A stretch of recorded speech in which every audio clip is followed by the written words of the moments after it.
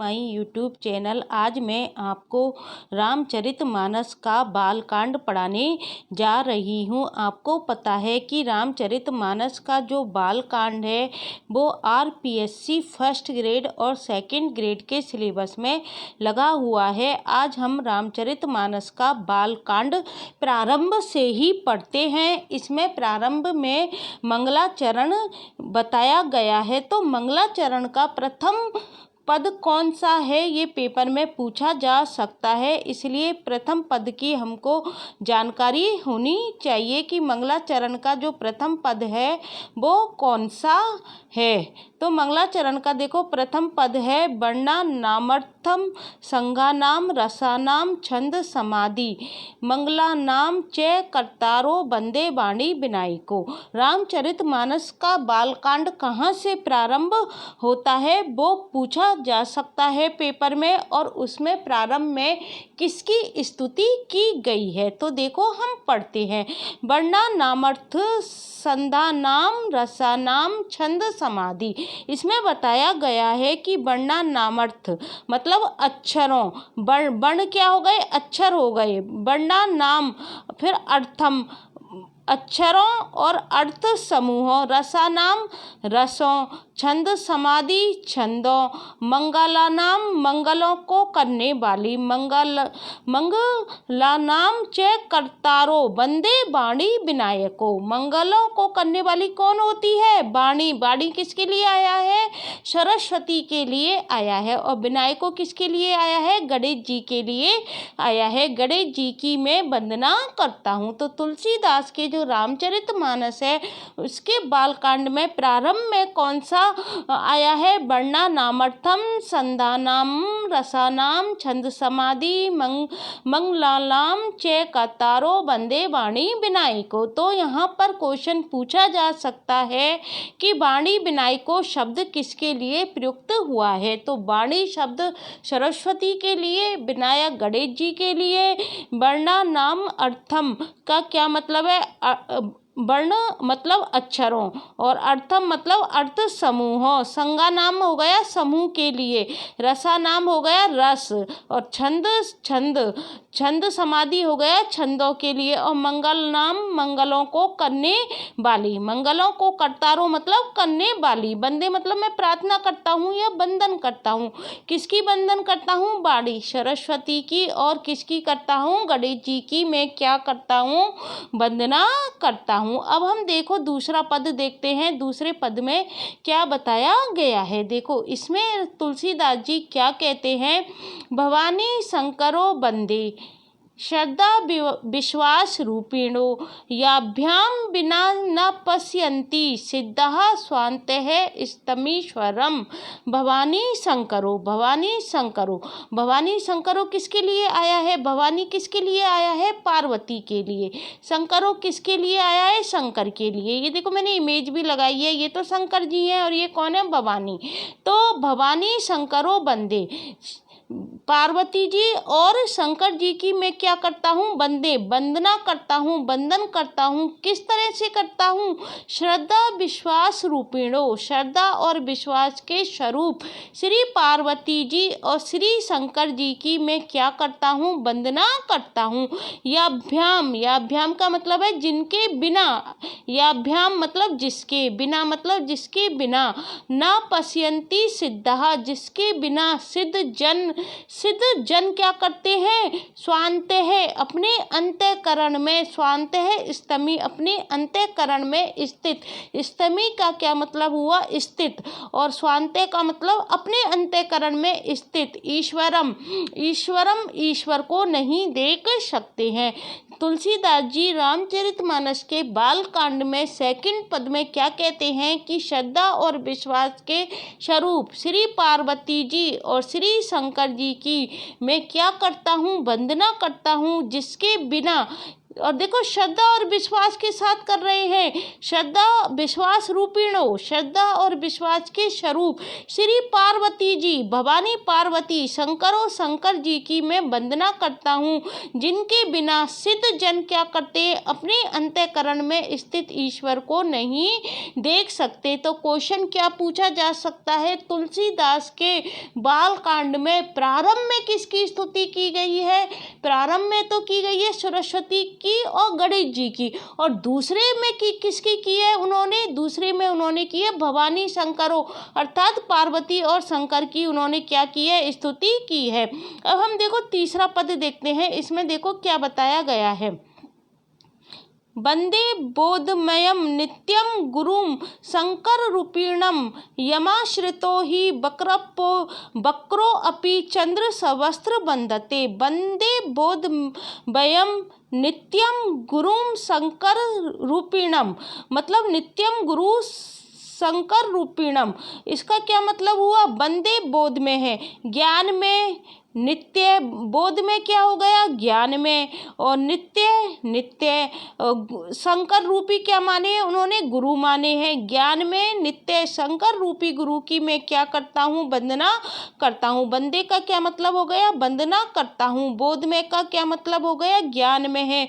नित्य शंकर रूपी गुरु की मैं क्या करता हूँ? गुरु की मैं क्या करता हूँ? वंदना करता हूँ। यमाश्रितो, जिसके आश्रित होने से क्या होता है? वक्रो अपि चंद्र है, तेरा चंद्रमा भी क्या हो जाता है? सवस्त्र बंधते, सवस्त्र क्या होता है? बंधित होता है। तुलसीदास तीसरे में क्या कहते हैं कि वंदे बोध में है नित्यम गुरु शंकर रूपिणम यमाश्रितो ही वक्रो अपि चंद्र है सवस्त्र बंधते। ज्ञान में नित्य शंकर रूपी गुरु की मैं क्या करता हूँ? वंदना करता हूँ, जिसके आश्रित होने से क्या होता है? टेढ़ा चंद्रमा भी क्या हो जाता है? सवस्त्र बंधित होता है। फिर देखो हम चौथा देखते हैं, चौथे में क्या बताया गया है। चौथे में देखो क्या बताया गया है। सीता राम गुण गिराम पुण्ययाण बिहारिणो, मतलब श्री सीता राम जी के गुण समूह रूपी पवित्र वन में विहार करने वाले। सीता राम गुण गिराम, श्री सीता राम जी के क्या है? गुण समूह रूपी पवित्र वन में विहार करने वाले। पुण्य क्या हो गया? पवित्र। विहारिणो मतलब पवित्र वन में विहार करने वाले। वंदे विशुद्ध विज्ञानी, विशुद्ध विज्ञान संपन्न। वंदे विशुद्ध विज्ञानी क्या है? विशुद्ध विज्ञान संपन्न। कबीधर कपीश्वरी, कबीधर किसके लिए आया है? वाल्मीकि के लिए आया है। पूछा जा सकता है कि कबीधर इधर किसके लिए आया है? वाल्मीकि के लिए आया है। और कपीश्वर किसके लिए आया है? हनुमान जी के लिए आया है। यदि धर शब्द आए कबीधर तो वो किसके लिए आया है? वाल्मीकि के लिए। और कपीश्वर आए तो वो किसके लिए आया है? हनुमान जी के लिए आया है। तो इसमें देखो तुलसीदास क्या कहते हैं, सीता राम गुण ग्राम पुण्यार्णे बिहारिणो, सीता राम जी के गुण समूह रूपी पवित्र, पुण्य का क्या मतलब होता है? पवित्र, पवित्र वन में विहार करने वाले, विशुद्ध विज्ञान संपन्न। वंदे विशुद्ध विज्ञानी, विशुद्ध विज्ञान संपन्न कौन है? कबीधर। कबीधर किसके लिए आया है? श्री वाल्मीकि जी। और कपीश्वर किसके लिए आया है? हनुमान जी की मैं क्या करता हूँ? वंदना करता हूँ। तो क्वेश्चन गाइस किस तरह से बनेगा? प्रथम में उन्होंने किसकी वंदना की है? सरस्वती की है और गणेश जी की है। द्वितीय में उन्होंने किसकी की है? भवानी शंकर की। तृतीय में शंकर रूपी गुरु की। और फिर चतुर्थ में वो किसकी कर रहे हैं? वाल्मीकि की और कपीश्वर हनुमान जी की वो क्या कर रहे हैं? वंदना कर रहे हैं। अब हम पांचवा देखते हैं, इसमें देखो क्या कहा गया है। उद्धव स्थिति, अब देखो पांचवा देखते हैं इसमें क्या बताया गया है। उद्धव स्थिति, एक मिनट, उद्धव स्थिति संहार करनी बल्लभ हरिणाम सर्वश्रेष्ठकरी सीता न तो हम राम बल्लभाम। इसमें देखो क्या बताया गया है। इसमें बताया गया है उत्पत्ति। उद्भव का क्या मतलब होता है? उत्पत्ति। उद्भव का क्या मतलब होता है? उत्पत्ति। स्थिति का क्या मतलब होता है? पालन। और संहार करने वाली।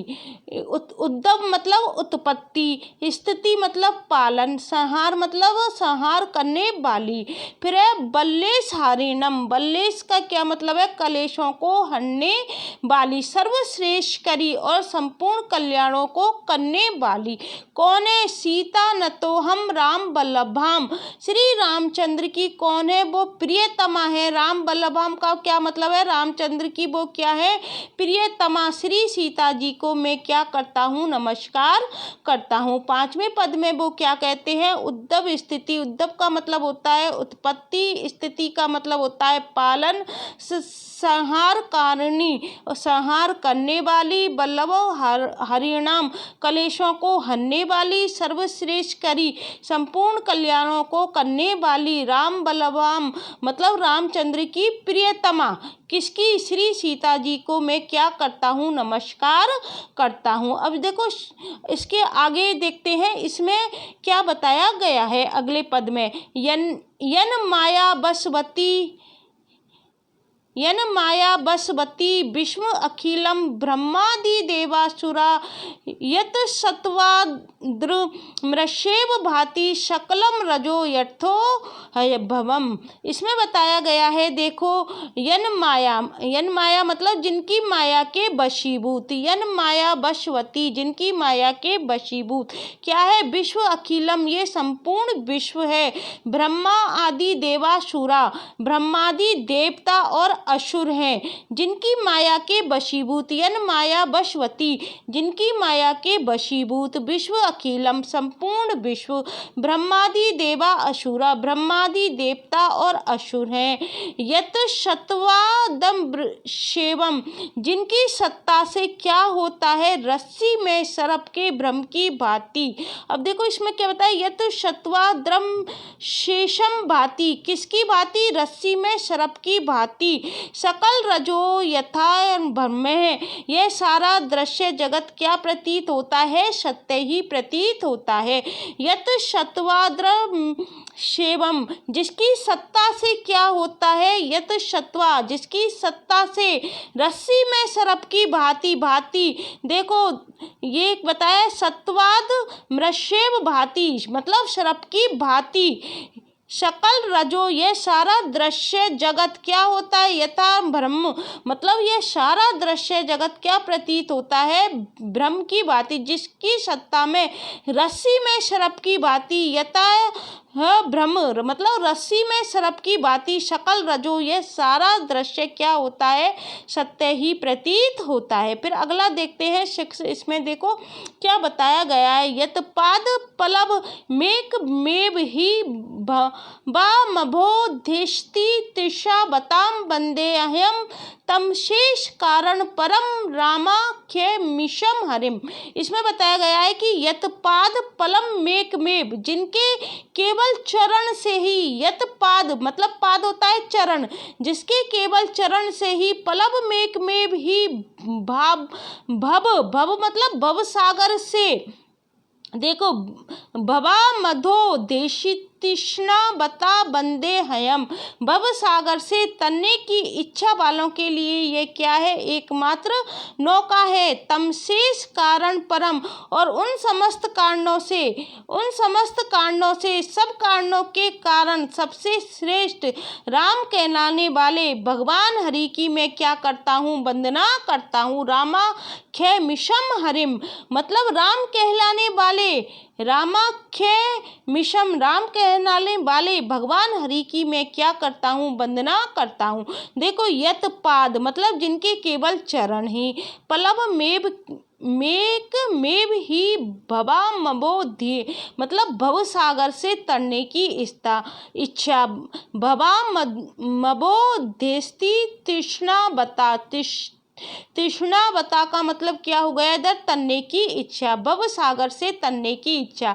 इस पूरे शब्दांश का अर्थ क्या है? भव सागर से तन्ने की इच्छा वालों के लिए क्या है? वो एकमात्र नौका है। तमशेत कारण परम, वो क्या है, एकमात्र नौका है। ही भवा मभो देस्ती तृष्णावता बंदे हम, वो क्या है, उनके लिए एकमात्र नौका है। उन समस्त कारणों, उन सब कारणों के कारण सबसे श्रेष्ठतम, शेष कारण परम, उन सब कारणों के कारण और सबसे श्रेष्ठ, रामाख्य मिशम हरिम, राम कहलाने वाले भगवान हरि की मैं क्या करता हूँ, वंदना करता हूँ।